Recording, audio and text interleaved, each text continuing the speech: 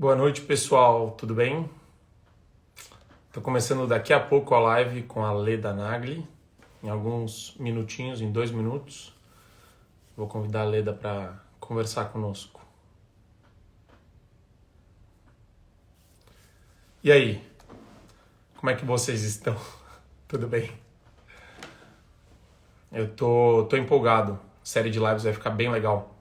Eu quero ver se no começo da semana que vem, talvez mais pro final de semana, eu já mostre para vocês o cronograma que vai ter de lives e conversas a respeito de temas atuais, temas que eu acho que são relevantes para o debate e para a gente também colocar aí conteúdos legais para vocês. Tudo isso em torno do remete ao curso que vai ser lançado no dia 7 de setembro. O conteúdo está ficando bem legal, estou gostando bastante. E vamos lá, né? Eu estou trabalhando bastante com a perspectiva de fazer algo que seja bem verticalizado, bem simples, fácil de compreender e, e nada muito teórico. Eu não gosto de aforismos teóricos, nem devagar muito. Adoro devagar, mas não dentro de um curso. Acho que o curso ele vai corresponder a uma demanda necessária para esse período que a gente está vivendo. Ele tá acima do período eleitoral, mas né, ele vai servir bastante para vocês enxergarem algumas abordagens, algumas temáticas que são colocadas aí na pauta do dia a dia. Eu adoro fazer isso, né? Vamos lá, vamos convidar a Leda.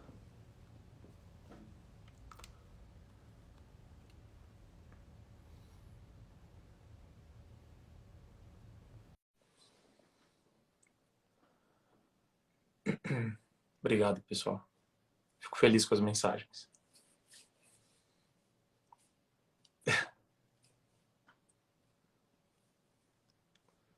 Saí do 3 em 1 por uma questão de reorganização interna lá da Jovem Pan. Mas tá bom, tô na opinião. Ainda não ensinei o Emílio a fazer agachamento. Obrigado. Me meti aqui. Oi, Leda, boa noite. Boa noite. Era para entrar assim mesmo? Ah, sim, Ah, tá. tá, tá desse jeito, bem informal. Tudo bem, Leda? Tudo bem, e você? Tudo ótimo. Antes de tudo, queria te agradecer muito por ter aceitado o convite. Imagina. Você não tem pauta, você não sabe sobre o que iremos falar, mas eu quero te tranquilizar já falando que é bem informal mesmo. Eu quero ter a oportunidade de conhecê-la melhor em alguns pontos e entender mais ou menos a sua visão de mundo, como você enxerga questões atuais, trazer um pouco de um debate que eu acho interessante. A ideia é trabalhar com situações bem estereotipadas da realidade. Eu quero me aprofundar mais nesses pontos e pegar um pouco da sua lente, de como você enxerga o mundo sob a ótica de temas familiares, de amizade, profissional. E, e vamos lá. Tudo bem com você? Vamos lá, tudo bem comigo. Eu vou avisando logo que a minha cultura é de script, hein? Não é igual a sua, não. Entendeu? Não, Então, tranquilo. Antes de tudo, Leda, ai, ai. eu queria entender um pouco sobre como você começou a trabalhar questões relacionadas à opinião. Quer dizer, eu vejo que você tem entrevistas históricas, você é uma personalidade aí que no meio da comunicação tem um peso, tem um papel que é fenomenal. E da onde surgiu esse interesse em comunicação? Quer dizer, qual que é a origem disso na sua vida? Olha, eu sempre quis ser jornalista. E quando eu fiz vestibular, porque isso é assim no século passado, né? Eu foi o primeiro ano que a gente fazia uma escolha por múltipla escolha. A gente tinha a primeira opção, segunda opção. E você não era nem nascido, porque hoje eu vi você na Jovem Pan falando que tem 34 anos. Aí eu levei um susto, assim. Tipo, meu filho tem 39, entendeu? Então, tudo meu é século passado. Eu sempre quis ser jornalista. E no vestibular, foi o primeiro vestibular que teve essa primeira e segunda opção. Eu só fiz a primeira opção, porque eu só queria ser jornalista. Porque eu queria mudar o mundo, porque eu achava que o jornalista mudava o mundo, né? E também porque sempre gostei de conversar, sempre gostei de ouvir histórias. Mas eu acho que basicamente eu queria mudar o mundo. Claro que eu não mudei, mas eu mudei de cidade, mudei de Juiz de Fora, de onde eu nasci, de onde eu venho, para o Rio de Janeiro. Eu queria ser jornalista de jornal. Eu sonhava com o Jornal do Brasil, que na época era o principal jornal do Brasil. Hoje não tem nem principal jornal, né? A gente repercute a Folha só porque é de São Paulo, né? E São Entendi. Paulo é aqui, a gente mora aqui. Mas antigamente o Jornal do Brasil era uma coisa espetacular. Você tinha os grandes nomes da literatura, Carlos Drummond de Andrade, Zé Carlos Oliveira, Rubem Braga, escreviam no Jornal do Brasil. Escreviam crônicas toda semana, todo dia. Os editores eram bárbaros, tudo era muito chique. Era chique ser do Jornal do Brasil, entendeu? Entendi. E eu queria isso para mim. E acabou que eu ganhei um concurso. Meu começo rapidamente é o seguinte: eu fiz universidade em Juiz de Fora, querendo ser jornalista. Meu pai não me deixou sair enquanto eu não fizesse 21 anos, eu não podia mudar para o Rio. Eu tive que esperar fazer 21. E eu ganhei um concurso entre os estagiários de jornalismo, um concurso feito pelo Jornal do Brasil. E o prêmio era o estágio, eu fui fazer o estágio. E a ideia era ficar no jornal. O jornal queria que eu ficasse, mas o meu pai falou que antes de 21 nem pensar. Aí eu voltei para a minha cidade, para a minha casa, para a minha história, e só pude voltar para o Rio aos 21. E aí já voltei para o jornal, para o Globo, e fui parar na televisão. E dentro desse sonho que você tinha uma meta específica ou era mais a profissão pela profissão? Como você disse, né? Era ser jornalista. O que veio depois acabou acontecendo e virou um lucro. Quer dizer, você foi se realizando com o tempo, com a sua experiência. Era ser jornalista, e porque eu achava que ser jornalista alterava a história e a vida das pessoas. Perfeito. Entendeu? Isso a gente está falando de 1970, quando eu entrei na universidade. Em 72, quando eu saí. A gente está falando da censura ainda. Quando eu cheguei nos jornais, ainda tinha censura. E não tinha só a censura da ditadura, ou a censura dos militares. Tinha uma figura folclórica, a censura da Dona Solange. Não era só a censura da Dona Solange, era a censura do dono do jornal. O doutor Roberto Marinho detestava o engenheiro Leonel Brizola. E dane-se você que está ali fazendo matéria e ele é o governador, entendeu? Porque o dono Entendi. do seu jornal não gostava dele. Então existia uma linha editorial que Claro, mas o sempre pessoal seguia. existe. Eu nunca trabalhei num lugar que não tenha linha editorial. Todo lugar tem uma linha editorial, todo lugar tem o dono do lugar. Não é? Foi assim na Manchete, foi assim na TV Globo, foi assim no Globo, foi assim em todos os lugares. É muito difícil. O lugar mais livre que eu trabalhei foi a TV Brasil, a TVE, a TV educativa, que depois virou TV Brasil, e aí já não ficou. é, Aí dependia muito dos presidentes, e porque era uma TV ligada ao poder, né, ligada ao governo federal, ela foi ao mesmo tempo que teve menos censura, porque não tinha um dono, tinha sempre um presidente, mudava o presidente a cada 6 meses, 3 meses. Era uma loucura. Sempre tem um dono. Nunca trabalhei num lugar sem dono. E era na sua É vida, por isso que era eu estou uma. fazendo o canal no YouTube, que agora eu sou a dona. Entendeu? Você edita o conteúdo, você é Eu completamente edito livre. conteúdo no YouTube e mando eu tirar de vez em quando. Tem um Sempre dono. existe uma dinâmica de poder sempre, né? Engraçado, Sempre. a história vai evoluindo, mas as situações às vezes são parecidas com as dificuldades são semelhantes, né? Que a gente acaba Então, enfrentando. Mas essa relação, ela era ostensiva ou era mais ou menos quem estava abaixo do dono seguia a linha mais por uma questão de cautela do que efetivamente ordens diretas sobre pode falar isso, não pode falar aquilo? Não, eu acho que sempre tem o intermediário que é mais realista que o rei. Também é outra figura que existe na Sim. imprensa, ou pelo menos existiu durante todo o tempo que eu trabalho, né? Existe todo o tempo que eu trabalhei na imprensa. Mas o doutor Roberto Marinho era um homem muito claro, assim, ele tinha regras definidas, sabe? Ele não gostava do Brizola, tinha umas histórias assim muito claras. Entendeu? E você não tinha, por exemplo, se fosse uma mesa como a de ontem no TSE, vou usar esse exemplo só porque é o mais recente. Aquela mesona, não tem uma mesona? Tem uma mesona. Estava É gigantesca. É. gigantesco, o Bolsonaro do lado do Alexandre de Moraes.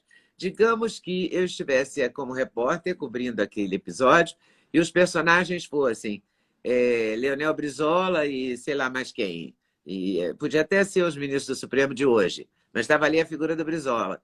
Quando eu fosse editar essa matéria para televisão, eu não tinha como tirar, né? Passar um lapisinho assim na cara do Brizola. Então a gente tinha que usar um plano bastante distante. Entendeu? Entendi, Não podia dar um close, porque a entendi. ordem era não colocar o Brizola no ar, entendeu? Então, Isso, é claro que a gente contornava, por exemplo, quando ele foi eleito governador, você não vai acreditar com quem eu fiz esse programa, por isso que eu vou contar isso, porque é o inusitado total, assim. Nos escalaram a mim e ao Paulo Henrique Amorim para irmos fazer a casa do engenheiro Leonel, fazer um programa com ele, chamava-se Bom Dia Governador. A gente inventou um programa Bom Dia Governador porque para ele não aparecer nos telejornais da casa. Então, o programa foi lá, sei lá, às 7 da manhã. Eu e o Paulo Henrique fomos à casa dele e assim sucessivamente, com o doutor Marcelo Alencar, que também foi eleito governador e também era do PDT, e também não era o preferido do doutor Roberto. Entende? A gente era escancarado, mas era mais doce, porque tinha ordens claras. Quando você lida com proibições claras, você sabe driblá-las melhor. Como o Estadão botava receita de doce de abóbora na primeira página quando censurava uma notícia. Sabe? Era uma sinalização para mim, que estava lá em Juiz de Fora, que ali tinha uma notícia censurada. A gente sempre dá um jeito quando a regra do jogo é clara. Quando a regra do jogo é como a gente está vivendo agora, é mais confusa, complicado. Porque subjetiva. agora eu não sei. Eu fiz uma entrevista ontem falando da Agenda 2030. Eu coloco no YouTube ou não? O YouTube vai me censurar ou não? Não sei. Eu vou ter que arriscar. Eu arrisco a tomar um strike, arrisco a levar uma bronca, arrisco a ter o meu canal suspenso, arrisco. Eu não tenho a regra na mão, não é? Eu acho que nem Existe, na vida existe política uma brasileira. sensação só. É uma sensação do que pode dar certo ou errado, mas É, existe um risco. é uma sensação horrível, porque incentiva a autocensura. Não é? A Entendi. gente fazia tudo. Eu tenho um episódio, Marco, que eu vou te contar porque é muito bom. Eu era muito jovem, né? Nessa época, assim, 21, 22 anos, e jovem naquela época, né? Há, sei lá, 40 e tantos anos atrás. Então é diferente do jovem de hoje, né? Aí um dia eu pautei uma matéria, eu podia sugerir pessoas, eu pautava as entrevistas do Hoje de Sábado. Ninguém me proibia. Mas às vezes eu tinha que mandar entrevista para o oitavo andar, para ser olhada, entendeu? E aí eu pautei o Dom Helder Câmara. E me deixaram ir. Eu fui à Casa Amarela, no Recife, onde morava o Dom Helder Câmara. Fui entrevistá-lo. E fiz a entrevista, normal. Quando acabou a entrevista, ele me disse: eu queria, muito jeitoso, assim, muito cheio de dedos, sabe? Ele era muito delicado, muito frágil também, né? E ele viu que eu estava super entusiasmada, né? Pelas perguntas que eu fiz, certamente ele percebeu. Aí ele me disse: eu não queria que você ficasse chateada, mas eu queria que você se preparasse, porque essa entrevista pode não ir ao ar. Eu disse: oi? Ele disse: ela pode não ir ao ar porque não gostam muito de mim lá naquela emissora, mas eu não queria que você ficasse chateada, nem desanimasse, porque um dia tudo pode mudar. Ele me consolou antes de qualquer coisa acontecer. Eu achei ele completamente louco. Eu falei: imagina, claro que vai entrar, eu vim aqui, Eu vim do Rio aqui, a Recife, só para lhe entrevistar. Claro que vai entrar. Voltei para o Rio, editei a matéria foi para o 8º andar. Quando a matéria voltou, tinha a seguinte pergunta. Sobre reforma agrária, eu dizia, o senhor é a favor da reforma agrária? E ele dizia, sim. E a matéria acabava. Nada mais, nada Nada mais. mais. Ele concordava comigo, só. Entendeu? Então, Entendi. eu vivi situações engraçadas, assim, inusitadas. Engraçadas na hora, claro que eu não achei, mas hoje é que eu vejo como é, que tempos foram eles, né? Foram aqueles e que tempos são esses.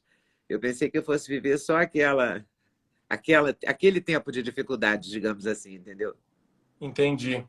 Porque hoje eu vejo que muita coisa mudou, né, de lá para cá, e a grande e talvez a maior mudança que a gente sequer entende o efeito prático na vida das pessoas, mas a gente já sente eles, a gente está compreendendo ainda como isso influencia a vida das pessoas, são as redes sociais. Porque as redes sociais elas criaram um vínculo direto entre você, né, com as pessoas que te seguem, que não passa por um intermediário, né? Você já tem um conteúdo que você quer propor e a rede social, ela tem aquelas regras que às vezes vão de alguma forma impedi-la de se comunicar diretamente, se são temas sensíveis, se são temas às vezes mais complicados. Mas eu vejo muita gente usando a rede social para buscar, né, uma opinião direta da Leda sobre determinado assunto. Então isso deu uma descentralizada gigantesca no conteúdo que é oferecido. Você vê isso como um avanço, pelo menos do ponto de vista Ah, prático? claro. Eu acho um avanço fantástico. Todo mundo ganhou um microfone. Todo mundo tem direito a vez e voz. Você vê, a gente está vendo comentários aqui. Eu tiro os comentários das Ah, minhas então lives, deixa eu porque. tirar. Eu vou Não, tirar, não, é não tire, melhor. não, não tire. Faça como você quiser fazer. Não, porque Eu tiro eu não sei só mexer para nisso direito. mandar para o YouTube a imagem mais limpa, tá? Eu não tiro por Mas nenhuma outra razão. se eu salvar, eu acho que os comentários não ficam salvos. Não, acho que Ma- ficam. Mas Não eles não te sei. atrapalham? Não, não me atrapalham. Tá. Porque eu Não não me sei mexer atrapalham. nisso. Eu só tiro porque eu quero que a imagem fique mais limpa, porque o meu objetivo é subir no canal do YouTube, entendeu? Entendi, porque a impressão que eu tenho é que quando você salva a live no final, fica sem os comentários. Eles aparecem, mas eles somem Ah, é? depois. Eles Esse eu aparecem não só agora em sei. tempo real pra gente. Esse eu não sei. Mas voltando ao assunto liberdade que Perfeito. as redes sociais trouxeram, é muito legal isso. Todo mundo pode falar, a tia do Zap, eu que estou de cabelos brancos, você que é um garotão chegando aí no pedaço, entendeu? Todo Aham. mundo pode falar de todos os tipos. É claro que nada é para todo mundo. Isso eu estou usando uma figura, né, meio exagerada. Mas muita gente ampliou o debate, ampliou a ideia de dar opinião. Todo mundo tem uma opinião formada sobre tudo. Isso também tem as consequências, o cancelamento, as raivas, os rancores, os xingamentos, também tem esses inconvenientes. Mas mesmo assim, eu acho muito, muito positivo. Nossa, abriu geral, agora é muito difícil. Você pode censurar uma, não pode censurar todas, né?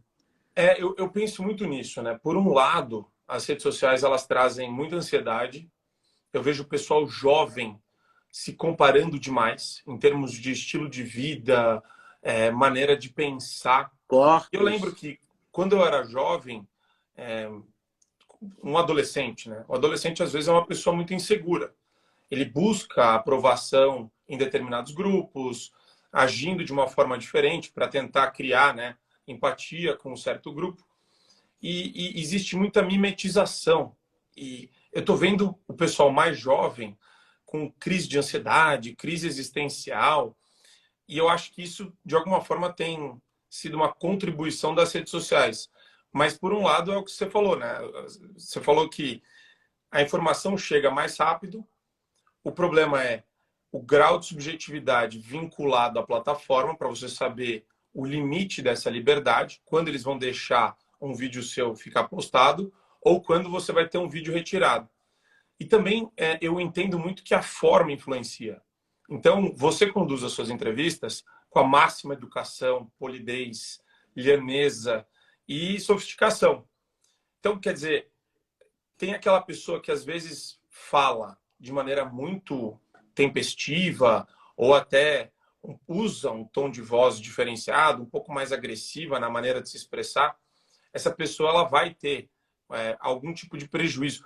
E eu gosto disso, quer dizer, eu queria ouvir de você um pouco sobre como a comunicação é importante e foi importante na sua vida. Porque todo mundo que acaba enveredando pelo jornalismo, eu imagino que deve ter como premissa maior estudar linguagem não corporal, estudar semiótica, estudar a maneira como aquela informação vai ser colocada por você e acabar, eventualmente, influenciando as pessoas também.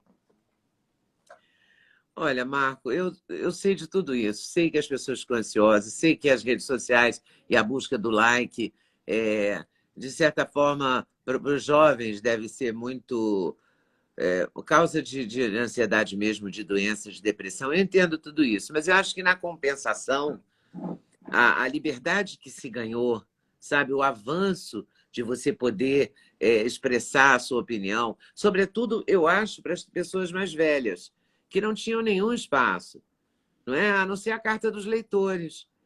Exato. Eu tenho amigos que até hoje se orgulham de escrever na carta dos leitores e colocam nos grupos de WhatsApp as cartas dos leitores que os jornais publicaram. Porque, acredite ou não, tem gente que lê jornal no papel, não é? Até Sim, hoje. Eu até acho hoje. divertido, eu acho muito engraçado quando eu vejo o jornal de papel, porque eu perdi o hábito do jornal de papel. Eu Eu também. esqueci como é que é. Eu Completamente. assino todos e todas as revistas e tal, mas de maneira digital. Então, eu leio tudo, mas eu não tenho na minha mão. Eu sinceramente, eu tinha até vontade de ter um ou outro, sabe?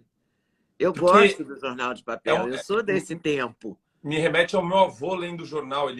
Quando ele acordava de manhã, ele pegava o jornal na frente da casa deles, lá em Curitiba, trazia para o café da manhã, abria o jornal, aquela relação com o conteúdo, com a informação, bem diferente de hoje, né? Hoje ele é atualizado a cada 5 minutos, O você jornal tem uma chega manchete velho para diferente. você. Foi por isso que eu parei de assinar.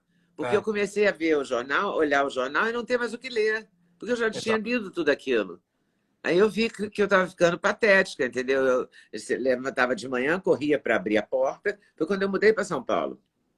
Há uns 3 anos, ou quase 4, eu nem sei quanto tempo tem que eu estou aqui. Mas que eu começava a pegar o jornal de manhã e falar, que coisa idiota, por que eu estou pegando esse jornal? Se eu já sei tudo isso, né? Eu queria um outro jornal. E o jornal também, eu acho que ele vai ter que, se ele quiser sobreviver, ele vai ter que avançar muito, porque do jeito que ele está, ele tende a sempre ficar menor, né, no público dele. Porque você quer ler aquele jornal, você quer a notícia imediata. Eu me lembro quando eu saí do Globo uma vez, eu estava no Globo no Rio, estava bem, sabe? Eu ia fazer uma carreira. Mas aí me fizeram uma proposta para a editora Abril. E era muito fascinante, porque eram 3 vezes o meu salário. Então não dava para brincar, sabe? Eu dividi um apartamento com uma amiga minha, que era da Veja, e uma amiga nossa que estava medicina e depois virou psiquiatra. E nós três dividíamos um apartamento. E aquela sensação de, poxa, eu vou ganhar 3 vezes mais, eu vou poder morar sozinha. Era o meu começo de história, sabe? Meus 3 ou 4 primeiros anos de carreira. Eu falei, eu vou. Eu consultei os meus chefes no Globo, que disseram, você vai, o seu texto é muito bom, você vai acabar diretora de revista e tal. Eu fui para Abril. Eu vim para São Paulo.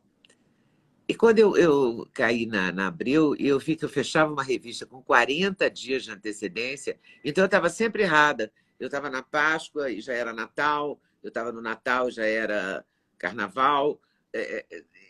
Eu fiquei muito incomodada com aquela defasagem do tempo. A revista Sim. fechava com 40 dias.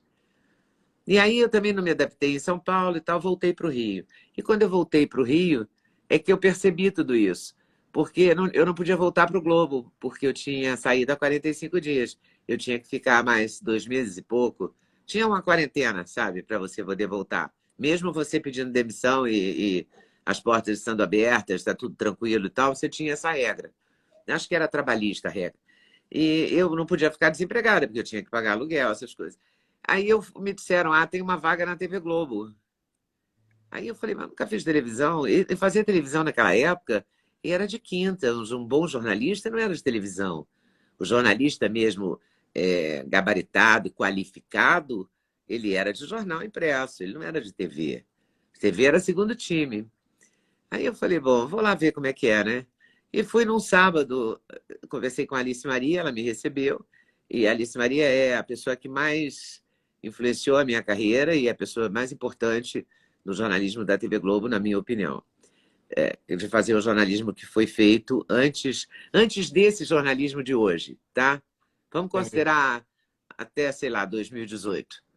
Eu Até ia chegar nesse 2018, até o ponto tempo do Boni. eventualmente. Vamos ficar no tempo do Boni, para não marcar a época. Perfeito. Durante a gestão Boni, que é o homem que mais entende de televisão no Brasil, com certeza, o Boni pai, né? Que eu estou falando. Sim. A Alice Maria era a mulher que melhor, que sabia fazer jornalismo. E era brilhante, e foi muito bom ter tido a oportunidade de trabalhar com ela. E aí cheguei lá no sábado, um brinco de pena, de uma orelha só, porque na época eu usava, eu era moderna, meio riponga, um cabelo encaracolado gigante, e toda hippie, sabe? Completamente fora da casinha global, assim. E o global não era tão global como hoje, mas já tinha um lado global. E ela me perguntou: você vai fazer o que amanhã?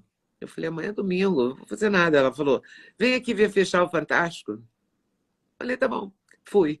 Cara, quando eu vi todas aquelas televisões, aquele locutor falando e a notícia saindo, tinha telex na época, tinha redator, todo mundo escrevendo e a página chegando no estúdio, o locutor lendo a matéria na mesma hora, aquele imediatismo, aquela energia, aquela adrenalina, aquela gritaria.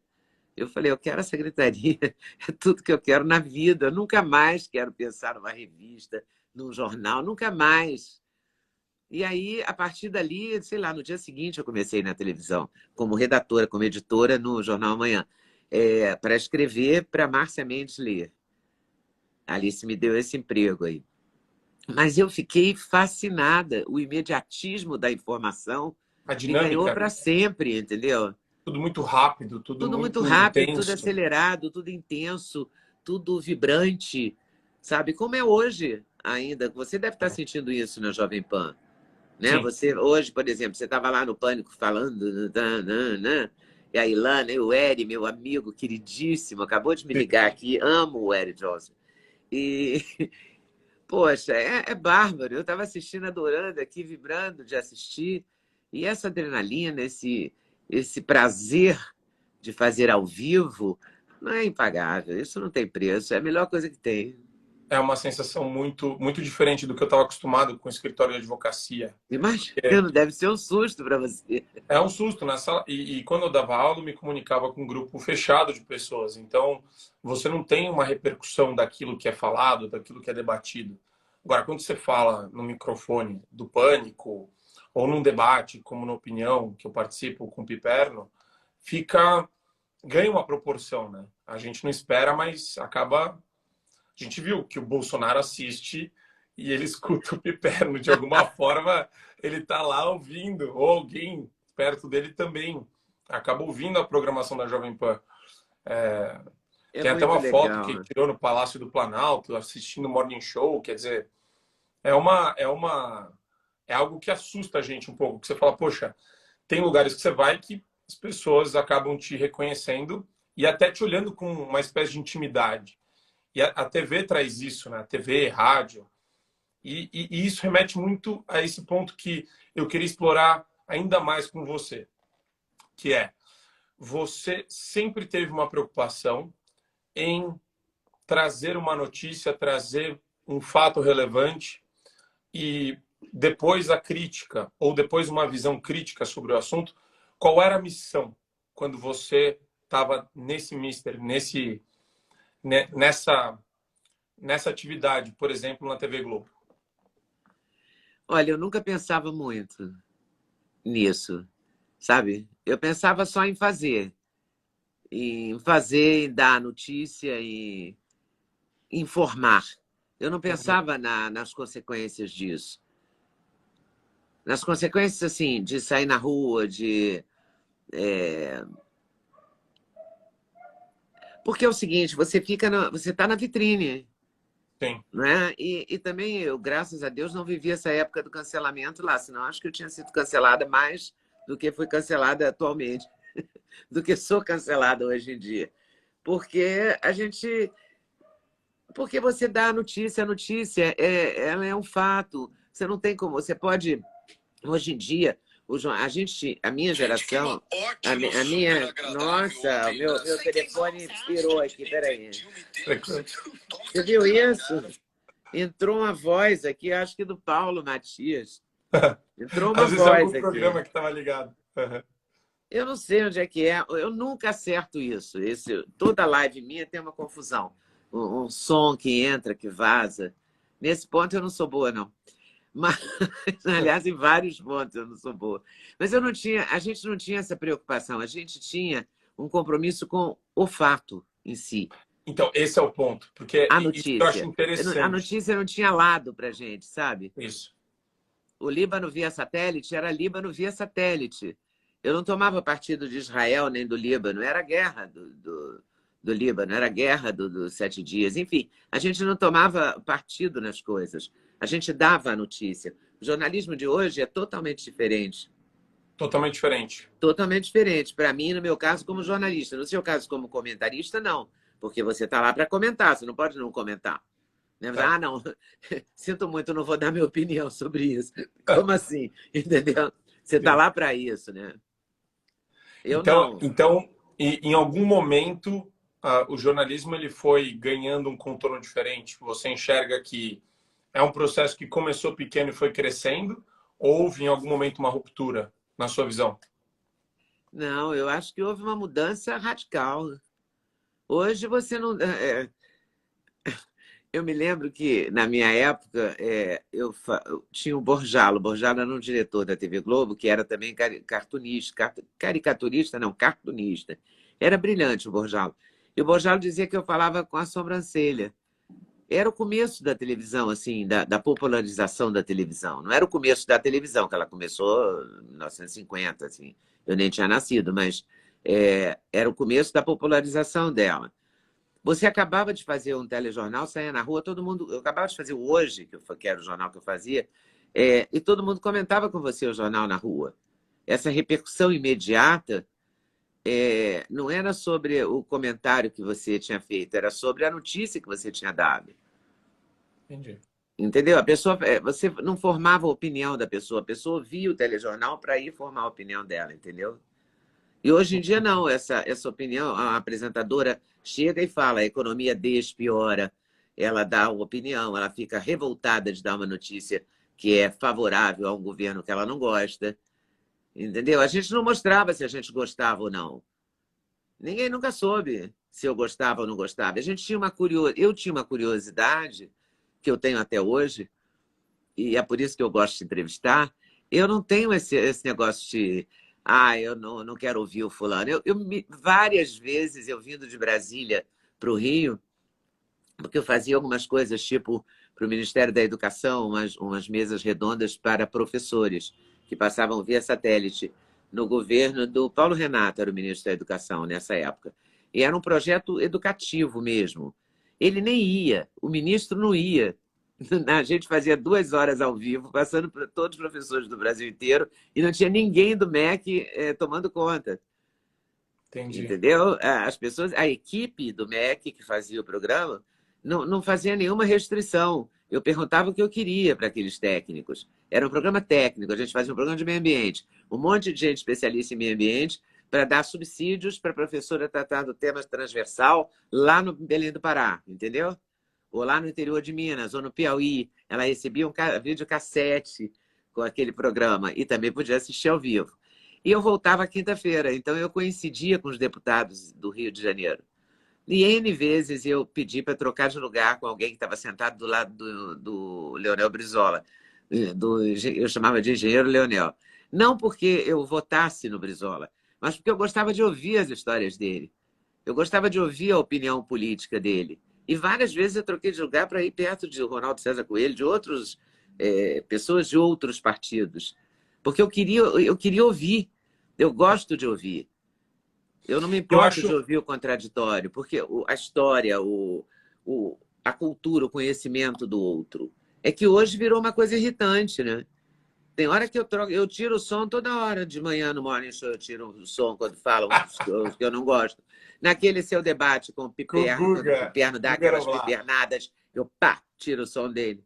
O Piperno, às vezes a Eu não gente quero, às vezes eu aquece um não quero pouco. ouvir o que a pessoa está dizendo. Mas eu entendo isso. São situações completamente diferentes quando você está consumindo aquele produto, né? Como alguém que está num canal de YouTube assistindo um debate. Outra coisa é quando você está entrevistando a pessoa. São perspectivas diferentes, né? O Joe Rogan, que é o maior podcast do mundo, o maior canal que tem hoje de YouTube do mundo. Sabe quem é? Um careca, Sim. fortinho.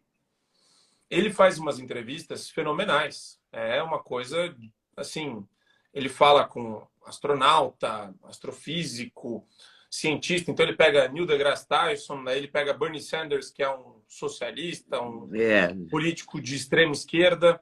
Daí ele fez com o Elon Musk. Então ele vai agregando uma série de pessoas dentro do podcast dele. E o interessante é isso, quer dizer, a maneira como ele conduz, porque ele usa muito a lógica, a habilidade dele de se comunicar, porque ele quer entender o que se passa com a pessoa.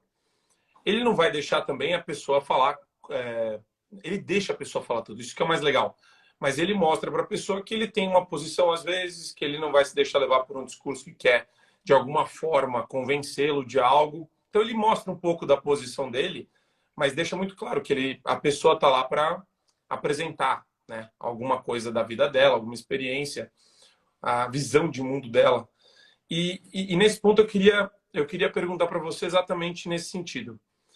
Existe alguma situação onde você já se sentiu inibida de falar, demonstrar a sua opinião num círculo social de trabalho ou amizade, por exemplo? Ah, no círculo social, sim. No tanto, de trabalho, nem tanto, mas no círculo social, 1000 vezes. Atualmente, né? É isso que eu ia Antigamente perguntar. eu não tinha esse problema. Eu não gosto muito de contestar o entrevistado, não. Eu Entendi. gosto de. É mais a linha da música da Ana Carolina. Eu vou te dando linha para você se enforcar, entendeu? Eu Entendi. sou mais com esse olhar. Eu gosto dessa maneira, entendeu? De ficar ouvindo e deixar a pessoa pontuar, mas eu não gosto de contestar. Eu não gosto de dar a minha opinião, porque eu acho que porque eu me formei nessa geração que não dava a sua opinião. Então, daí que o Borjal dizia que eu falava com a sobrancelha, porque era a única coisa que, às vezes, eu dava umas bandeiras no hoje que naquela época ninguém dava, né? Naquela época era todo mundo frio, objetivo, os jornais eram apresentados por locutores, que era Cid Moreira, Sérgio Chapelin, os Uhum. grandes locutores, maravilhosos locutores, né? Ninguém é igual ao Cid, ninguém lê um texto como Cid Moreira, É. entendeu? Agora, isso você nunca vai saber a opinião do Cid sobre aquilo, mas a maneira como ele lê aquele texto é brilhante, entendeu? Impecável, brilhante. É o meu jeito eu gosto desse jeito de não demonstrar. Atualmente eu tenho demonstrado muito mais no YouTube, eu mudei muito nesse sentido. Acho que eu fiquei mais velha, né? Fiquei mais solta. Você Mas já se expressa com mais eu tranquilidade, já às dou vezes. muito mais bandeira do que eu dava antes. Antigamente eu não dava bandeira nenhuma. Nenhuma. Eu E por deixava que a no pessoa meio falar social e é mais difícil? passava ali impecável. Era um teste de resistência, né? Hoje em dia a minha resistência está menor. Eu tiro o som de quando eu não gosto de ouvir. É isso. Como telespectadora, né? Eu fico o dia inteiro vendo com a TV ligada, o dia inteiro no YouTube, porque o dia inteiro eu estou pensando nisso, né? Quer dizer, eu faço outras coisas, mas meu foco é a notícia ainda. E quem pode dar uma boa entrevista. Eu hoje penso nisso quase que o tempo todo. Eu fiquei Agora, feliz que a nossa bombou no YouTube. bombou, né? Deu bastante Mas visualização. você Fiquei muito você feliz. tá bombando, cara. Você sabe disso. Não, não Agora, tem sou eu, uma não. coisa que eu não te perguntei, que eu fiquei arrasada depois. Falei, como é que você lida? Eu vou perguntar agora, vou aproveitar de você. Como é que você lida com a história de ser chamado de super-homem, Superman? E com a sua. E outra coisa, eu queria saber como é que você lida com a sua própria beleza física. Você incentiva isso, você vai na academia, você é malhado, saradão, usa aquelas camisas apertadinhas e tal. Então você gosta da sua aparência, você é feliz com ela. Como é que você lida com isso? E como é que as É, pessoas lidam com isso com você? eu gosto de ser, assim, o apelido meio que surgiu organicamente. E o Emílio popularizou, né? Então, ele trouxe para o programa e, é o Superman. E ficou. Eu acho engraçado. Aí, sinceramente, vou te falar, eu não me acho parecido. Nem com o Harry Jura? Cavill. Eu me acho mais parecido com o Christopher Reeves, que é o mais, é o das antigas. É. Às vezes é por causa do olho ou da covinha, mas eu acho muito engraçado. Foi legal para popularizar, né? Para as pessoas me conhecerem. Tem gente que às vezes me escuta falar no táxi ou no Uber, fala, você é o Superman.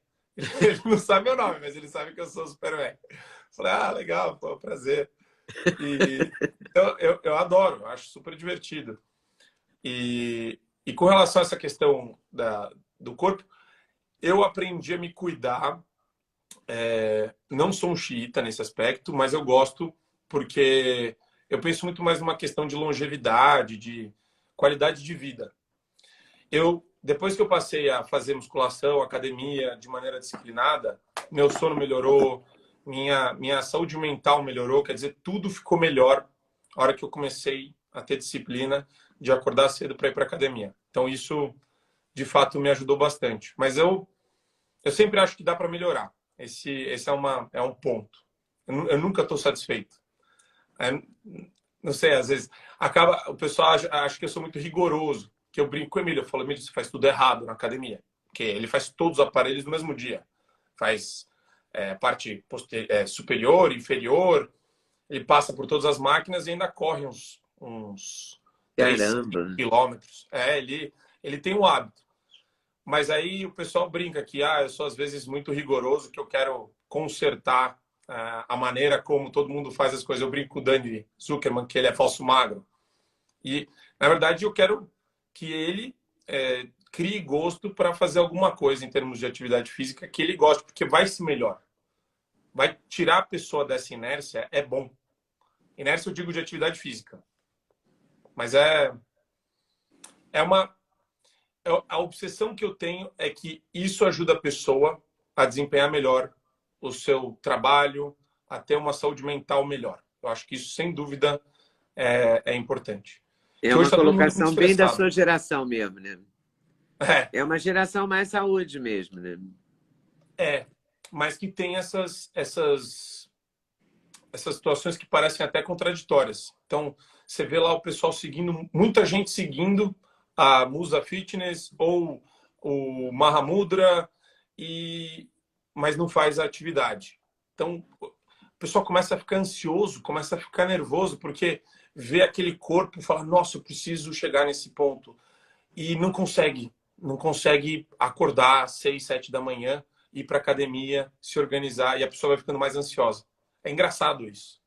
Existe uma discrepância aí, interessante de Eu analisar. acho. Eu não consigo, por exemplo. Para desespero do meu filho, Eu que brigo me com meu pai critica todo pra dia. caramba.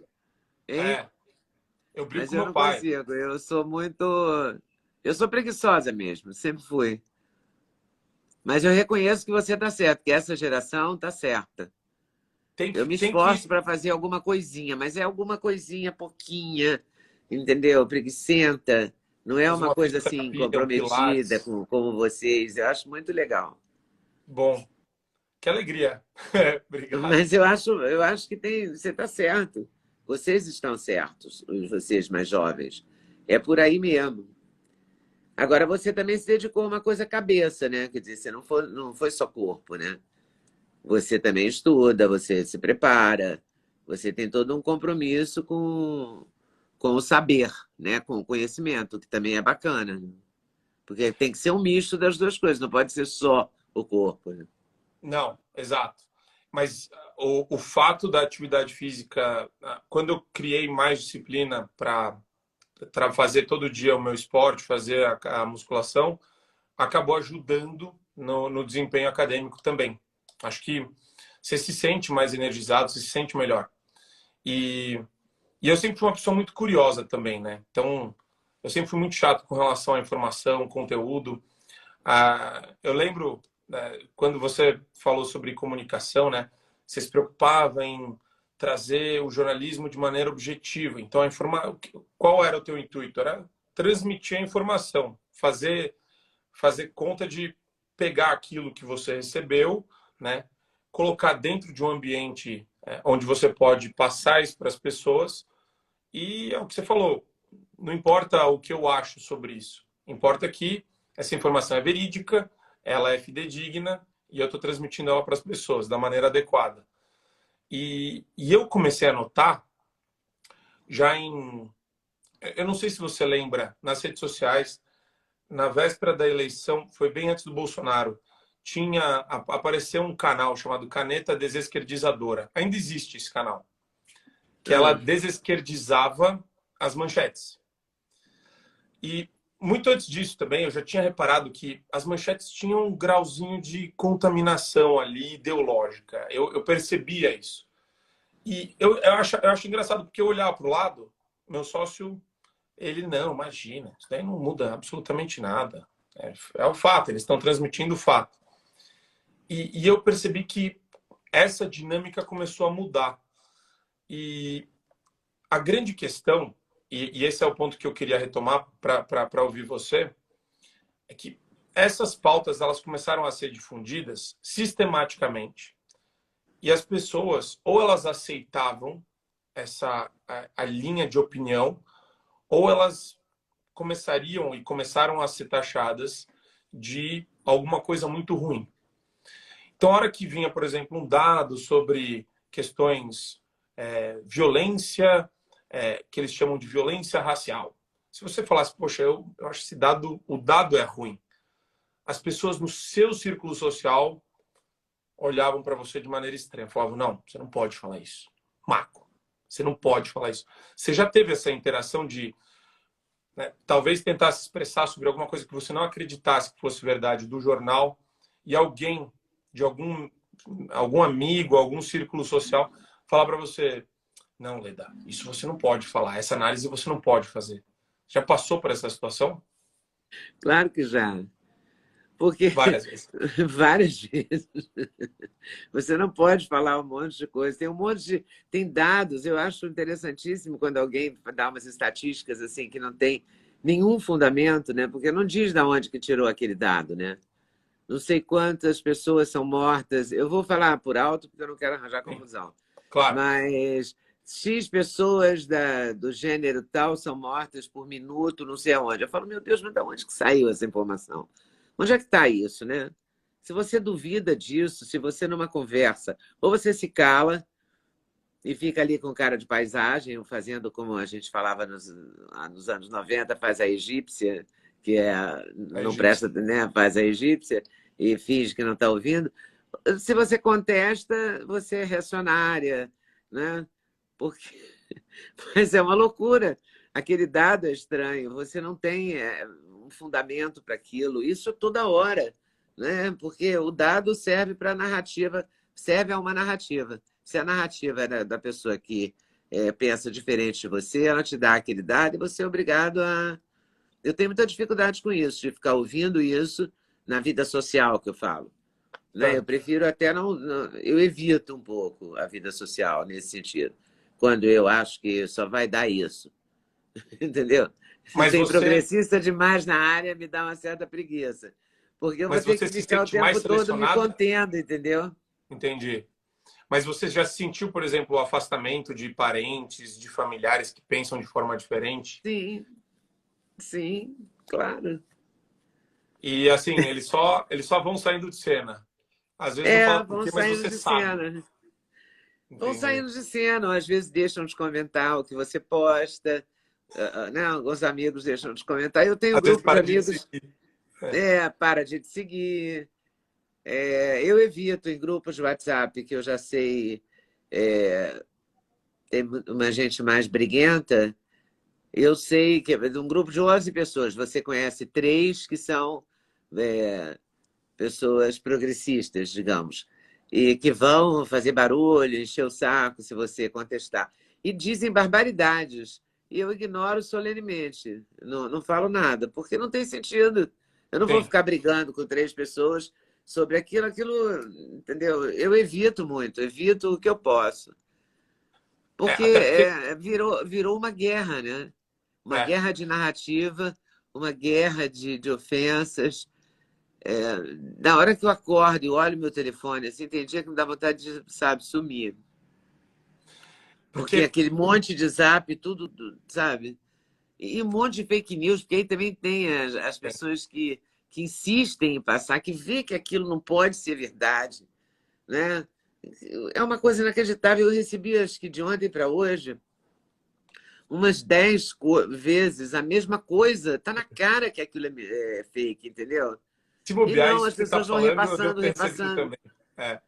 Uhum. E tem umas coisas que são óbvias demais, que você sabe que aquilo não pode ser verdade, entendeu? Que Às vezes é não... um áudio X sem procedência, com uma foto, e daí vem uma mensagem embaixo. É muita coisa que não faz Hoje, por sentido. exemplo, é o dia do tal do QR Code do título de eleitor, Foi isso que eu que recebi também. vem com o número do candidato e o nome do Exatamente. candidato. Hein? Foi exatamente isso que eu recebi também. Eu Exatamente. recebi 10 disso. Aí teve um grupo que eu fiquei com pena das pessoas, porque eu vi que elas estavam acreditando, e são minhas amigas há muitos anos. Aí eu não resisti. Aí eu escrevi lá: olha, isso é fake, tá na cara que não é isso. Eu troquei o meu título esse ano, então eu pude checar. Eu Certo. fui lá no QR Code do meu papel, olhei, eu coloquei e vi que não é, eu tenho certeza. Aí eu contestei ali naquele, porque eu sei que para elas é importante. Mas para as outras pessoas que me mandaram, nem entrei no mérito, entendeu? Porque é É, muita loucura, sabe? muita loucura. Tem uma notícia também que é muito divertida, que toda noite circula, que é assim, lá pelas 8 da noite começa. Às 10 da noite, ligue na Record, que o presidente Bolsonaro vai dar uma entrevista e vamos deixar a Globo sem audiência e tal. Todo dia tem isso. O Bolsonaro não faria outra coisa na vida, a não ser na Record às 10 da noite, entendeu? Está na cara que isso não é verdade. Não pode ser, entende? Mas as pessoas repassam isso, né, com uma... As Nossa. pessoas são muito ingênuas, né? Sim. Também. Eu não. Coitadas, eu fico com pena. É, eu fico, às vezes, um pouco atordoado com a quantidade de desinformação que acaba, né, permeando. Só que o que mais me deixou, assim, em alguma medida, motivado para elaborar, para preparar o curso que eu quero lançar agora no dia, que vai ser lançado no dia 7 de setembro, envolve essa questão da intimidação nos círculos sociais, sabia? Porque, para mim, isso tem uma camada adicional para a gente analisar de, né, estabelecer uma cultura de medo. As pessoas não podem falar sobre determinados assuntos. E isso eu senti com todas as forças na docência, no ambiente docente. Na sala dos professores, às vezes com os alunos, às vezes a coordenadora do curso. E é sempre uma maneira de inibir você, né? Deixar você constrangida a falar sobre algo. E às vezes a gente acaba, né, olhando assim, falando, não, eu de fato não vou. É que nem você falou, existe um investimento emocional, às vezes, em entrar em alguns debates que não vale a pena você Não fazer. vale a pena. Mas eu estou sentindo isso, eu quero saber mais do seu curso. Mas eu estou sentindo muito isso em grupos Sim, de amigos da vida inteira, a em vida inteira. que os assuntos são evitados e algumas pessoas chegam a dizer mesmo: ah, não vamos falar sobre isso e tal. Isso está provocando uma inibição, e é uma censura de alguma forma. Eu, É uma eu acho censura que social, mas é uma censura. é uma maneira de você interditar vários debates. E o grande problema agora que os Estados Unidos estão vivendo, e eu às vezes enxergo que a gente às vezes começa lá, você fala, me dá 2 anos que já vai começar aqui também, né? Você consegue ver o processo de internalizar, de internalização mesmo desses conteúdos. Então lá, já há algum tempo, o pessoal reclamava de jovens hipersensíveis. Aqui a gente chamava e chama de cultura do mimimi, né? O pessoal tá mimizento. Mas a questão, ela é até tem um viés psicológico e no final tem um viés de cultural e intelectual mesmo, que se você se vitimiza, se você se coloca como vítima de algo, ninguém pode questionar. Ninguém pode questionar as suas dores, ninguém pode questionar as suas razões, você tem que automaticamente concordar com aquela pessoa porque ela é uma vítima. A esquerda enxergou uma possibilidade maravilhosa de colocar isso em vários assuntos, que são os assuntos que eles chamam de sensíveis. Então, se você começa a questionar muito os temas sensíveis, aí eles começam a falar, olha, cuidado, você não tem lugar de fala, Leda. Você não pode falar sobre isso. Leda, você é trans? Não, não sou trans. Leda, você é negra? Não, não sou negra. Leda, você é pobre? Não, óbvio que eu não sou pobre. Eu trabalhei muito minha vida inteira para conquistar o que eu tenho até hoje. Mas, Leda, você não pode falar, então, sobre toda essa classe aqui de assuntos. Você só tem que ouvir. A sua posição é de agente passivo. Só escuta que alguém vai te dar uma aula sobre aquele tema e não pergunta muito, não. É melhor você ouvir e aprender. Só que isso virou uma coisa muito louca, porque existem cursos de reciclagem em empresas sobre questões relacionadas à diversidade sexual, a racismo. Então, as pessoas elas vão ficando constrangidas. O que eu recebo de mensagem de gente constrangida a respeito desses temas, fala, Marco, não posso falar nada no meu ambiente de trabalho. Então, quer dizer, você falou para mim dos amigos, né? Porque os meus amigos de longa data já estão começando a não querer entrar nesses temas. Já tem um monte de tema que não se pode falar. Você almoça junto, você sempre almoçou com aquelas pessoas a vida inteira, você sempre falou de tudo e agora você não pode falar de um monte de coisa. Exato. Mas isso está muito claro para mim, está muito forte. Está muito forte. Nos últimos 3 anos aumentou muito. Aumentou muito. Muito. E é algo que está deixando as pessoas engasgadas, porque daí elas escutam uma espécie de... O fluxo comunicacional, o fluxo de informação, ele é um vetor que vem de um lado só. Não existe um outro nicho jornalístico ou de comunicação onde ele possa buscar algo para refutar aquilo que ele ouviu. E é na linha do que você tinha falado antes. Muita coisa, ela desobedece a razão e o bom senso. E o americano tem uma palavra muito boa para isso, né? Que tem a ver com o senso comum. O senso comum, existe um grau de sabedoria no senso comum por um motivo muito específico. Ele já foi muito testado, o senso comum. Não é uma coisa que os grandes intelectuais, os ungidos, falam de maneira pejorativa, né? O senso comum. Não, o senso comum ele tem a ver com uma premissa positiva.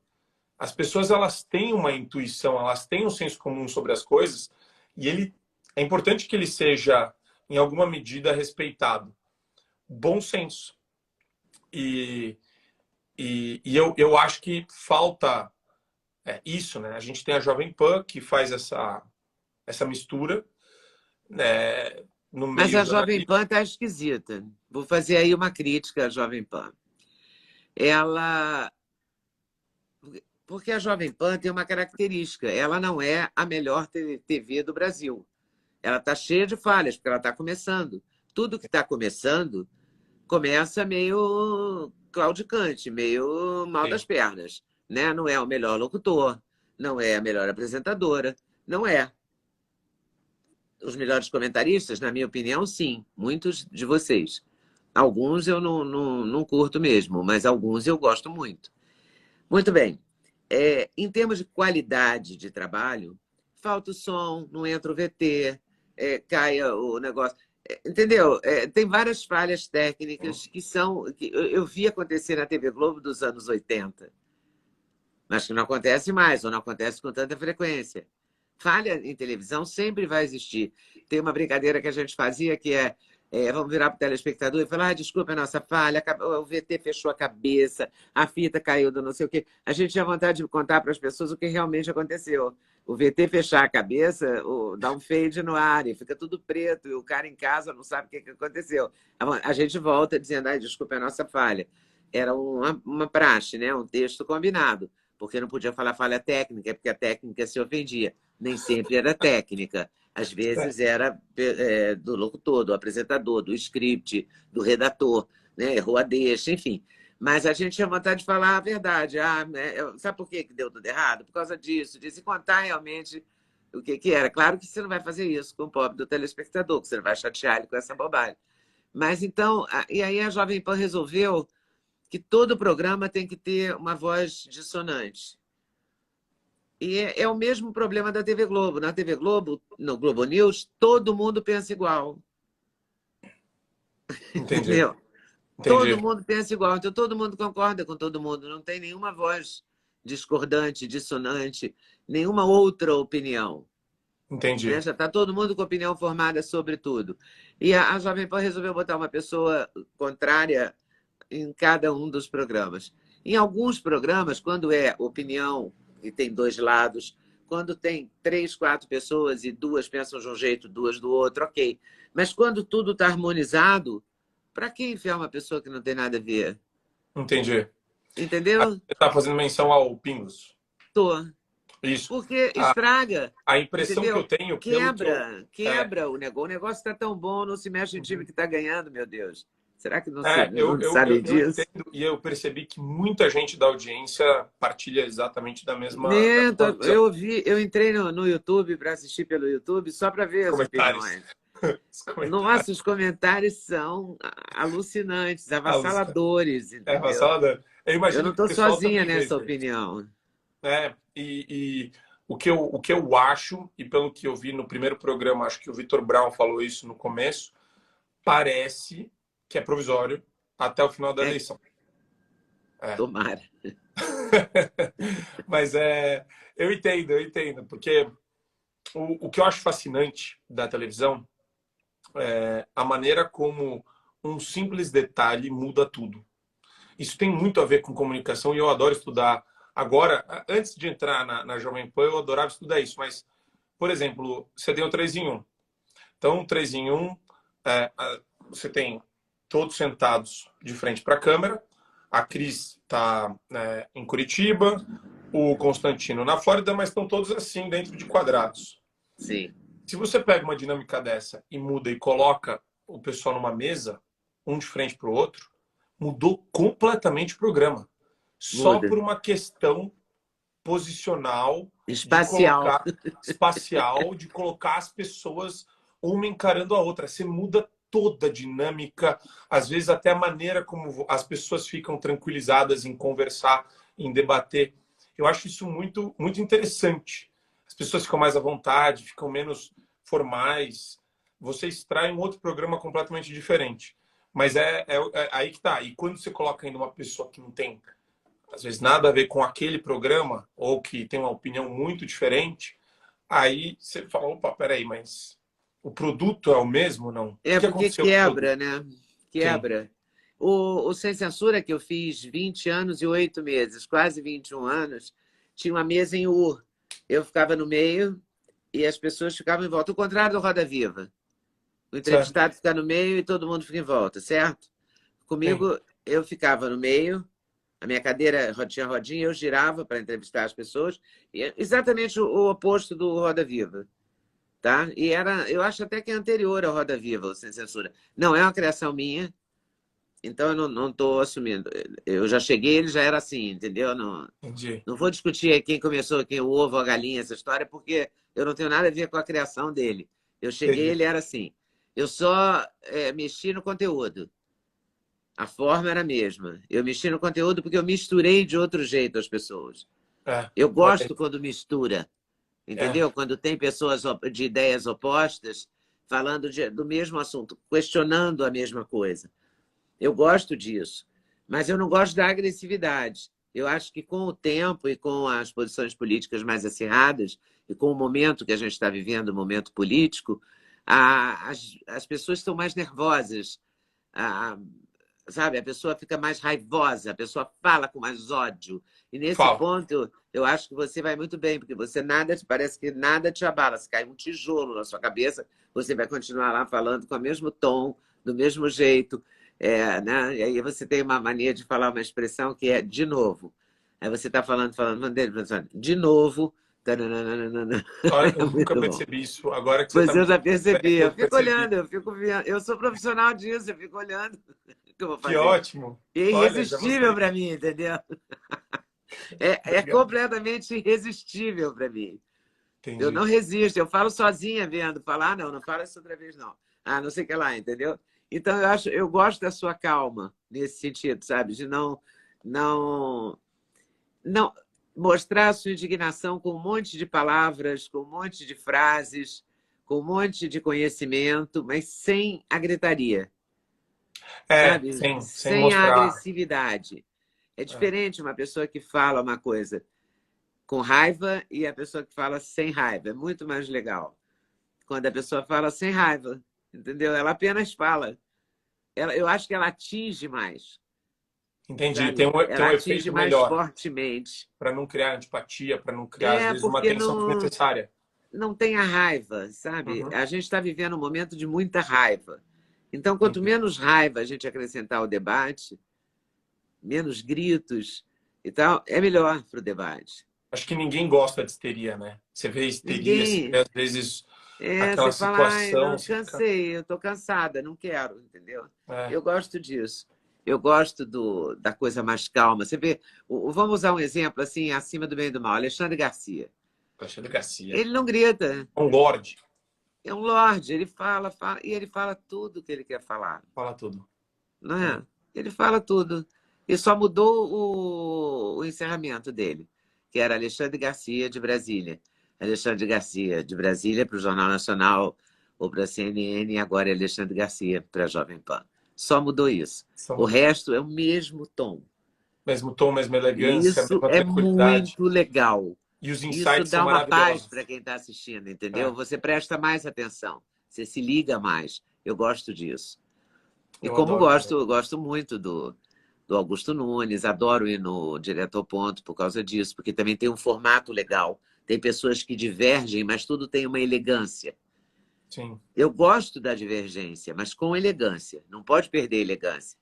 Eu assisti muito os debates, por exemplo, entre o Milton Friedman e outros economistas com viés à esquerda, né? Ou às vezes até quando ele era questionado por alunos nas universidades. E eu trouxe isso, eu tentei trazer um pouco disso, porque ele sempre falava com um sorriso, mas não é um sorriso de deboche, não é um sorriso de você diminuir o outro. Era um sorriso de, poxa, que bom que eu vou poder esclarecer isso. Então agora eu vou, ou pelo menos comunicar, informar melhor para vocês como eu penso. E eu sempre senti essa leveza nas palestras e nas interações do Friedman. E quem é muito parecido com ele é o Thomas Sowell, que o pessoal atribui uma relação entre discípulo do Thomas Sowell com o Friedman, mas na verdade ele foi sim um grande mestre para o Sowell, mas Sowell é hoje um dos maiores economistas americanos, um dos pensadores que eu estimo. E ele faz a mesma coisa, sabe? Ele está conversando, ele para ele é tudo muito leve. E eu acho que esse é o ponto. Se você está defendendo algo que você considera que é a verdade e que você não sente necessidade de atacar alguém por conta disso, pode ser uma coisa leve, não precisa ter um resquício emocional, às vezes de ressentimento, de raiva. Nenhuma dessas emoções precisa estar lá. De É só. risinho de canto de lábio, né? Você É, tem né, uma coisa meio debochada, assim, permanentemente, que me quando você cansa fala, eu também já um sei pouco. até de quem você está falando. Sabe, né? Pois Eu é. sei. Eu não quero falar, não, mas eu acabo falando. Pois é, por isso, eu sou meio falastrona. Mas é porque eu vejo isso, né? Para que aquele sorrisinho debochado? Para quê? Sim, sim. Entendeu? Não faz o menor sentido, é infantil. Você não pode ser infantil, sabe? Aí eu fico brava com esse assunto, fico furiosa, aí dou um ataque. Que isso, entendeu? Sim, Não dê ataque, contradiga. é isso, é É isso. Eu muito mais acredito muito. sensato, é muito mais bacana. Eu gosto disso. E Eu gosto de ver televisão. Eu vejo e gosto, e tenho gostado muito da Jovem Pan, gosto dos debates, me irrito também com eles. E eu não tenho nenhum problema de falar com a TV. Eu fico muito à vontade de discutir com a televisão. eu faço isso também. Né? Eu não Eu, ligo a mínima, eu falo sozinha mesmo, discordo, concordo. às vezes eu estou no trânsito ouvindo o Jovem Pan, que eu deixo sempre o Jornal da Manhã, eu estou sempre ouvindo. E eu converso com o celular. Não, você esqueceu tal coisa. Ou, nossa, maravilhoso. Dou risada sozinho. É, a gente acaba se envolvendo, né? A gente gosta disso. Claro, porque a gente gosta disso. E É. é tão bom fazer o que gosta, né? Não tem preço isso. Não, não É tem. muito bom. E, Leda, já te aluguei 1h10. Não, Passou é muito porque daqui rápido. a pouco cortam a nossa live, né? Você sabe que É, corta. exato. E queria te agradecer. Primeiro, eu queria te agradecer muito. Obrigado pela oportunidade. Imagina. Acho que o Obrigada resumo de eu. tudo isso é: você, para mim, é uma inspiração em termos de comunicação, em termos de educação, polidez, a leveza com a qual você trata todos os seus entrevistados, sempre também com muito respeito, muita curiosidade. Eu, graciosamente, fui um deles. Isso, para mim, foi muito especial. E queria, de novo, te agradecer, porque acho que nessa conversa que a gente não tinha nenhum roteiro, nenhum script, absolutamente nem bullet points do que ia ser conversado, eu consegui extrair, para mim, a mensagem mais importante, que é da maneira como você enxergava o jornalismo no passado, antigamente, na sua vida profissional, e como você enxerga hoje, e como isso também tem influenciado círculos de amizade, círculos sociais, a relação entre as pessoas. Era isso que É eu queria disso que você trazer. vai tratar no seu curso? O curso vai ter exatamente, eu vou desnudar, eu vou trazer. Como professor, eu gosto de criar métodos, né? Então, eu desenvolvi um método de atuação da esquerda para criar padrões de comportamento social. O curso vai servir para você ter um mecanismo de autodefesa contra essas situações que acabam sendo impostas a você. Então, seja no seu círculo social, de família, sempre que algum assunto é colocado numa pauta, eu vou trabalhar os 5 principais assuntos que eu considero que fazem parte da guerra cultural e que tem aí uma intenção de manipular a maneira como você pensa. Basicamente vai ser isso. Não Muito sei bom. E se eu vai me ser fiz muito lançado claro. dia 7 de setembro? 7 de setembro, é. E, e é isso, Leda. Sem palavras para te Que agradecer. bom, imagina. Eu Boa fiquei muito noite. feliz com a conversa, fiquei orgulhosa de conhecer você, assim, vi uma vez, né, pessoalmente já, Sim, e já fizemos uma live e acho que podemos fazer outras, com se Deus certeza, com o quiser. maior carinho. Eu acho que E, esse curso tem tudo a ver, porque eu acho que daqui até o final do ano a gente vai ter que aprender a lidar com a vida, porque vai ser outra maneira de lidar com as pessoas. exato, muita gente falando para mim, Marco, imagina, tem um amigo que mora em Londres, Marco, eu vejo que você debate todos os dias e, meu, numa roda de amigos, eu percebi que o pessoal tem um viés muito diferente do meu. Só que eu não tenho elemento para contradizê-los ou para me expor com relação aos temas. Então, às vezes, eu acabo aceitando.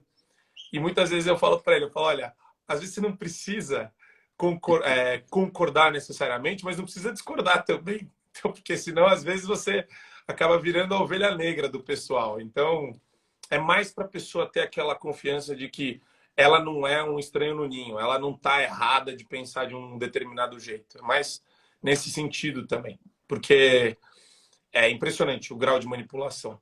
Mas, de novo, Leda, Nós obrigado. vamos aprender com o seu curso. Obrigada eu, imagina. Fico muito grata, muito honrada de você me chamar para conversar e, Imagina, o prazer é enfim, todo meu. Boa foi um prazer noite, para um mim beijo para também. você, para sua família e a Um gente continua se beijão. falando. Tá bom. Muito obrigada. Um beijo. Obrigado, Leda. Beijo. Tchau, querido. Tchau. Tchau.